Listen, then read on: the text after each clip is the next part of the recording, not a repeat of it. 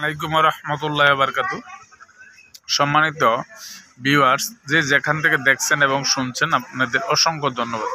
আলহামদুলিল্লাহ, আজকের যে বিষয়টা নিয়ে আসছি, যে যাদের এক শিরা রোগ হয়, যাদের অন্ডকোষ একটা বড় হয়ে যায়, একটা ছোট থাকে, এদের জন্য আজকে গুরুত্বপূর্ণ এই তদবিরটা। তো আলহামদুলিল্লাহ, আপনার এই তদবিরটা যদি গেলে আপনাকে কাজে লাগাইতে পারেন, আলহামদুলিল্লাহ আপনার এক শিরা রোগ থেকে চির থেকে মুক্তি হবে ইনশাল্লাহ।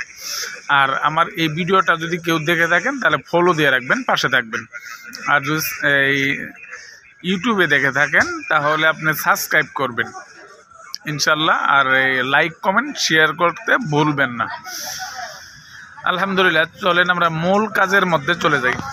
সেটা হচ্ছে যে আপনারা যে কি করবেন, কুল গাছের একটা শিফা নেবেন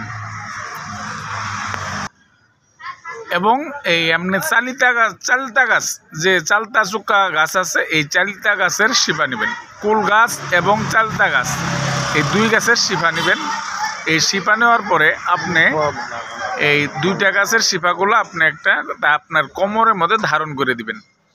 আলহামদুলিল্লাহ, আপনার স্কিনের মধ্যে যে নকশার এই আয়াতটা দেখতে পাচ্ছেন, এটা আপনি একটু সরিষার তেলের মধ্যে এই স্কিনের আয়াতটা আপনি 70 বার তেলাওয়াত করবেন, 3 বার দুরূদ শরীফ পাঠ করবেন এবং এটা 70 বার তেলাওয়াত করবেন।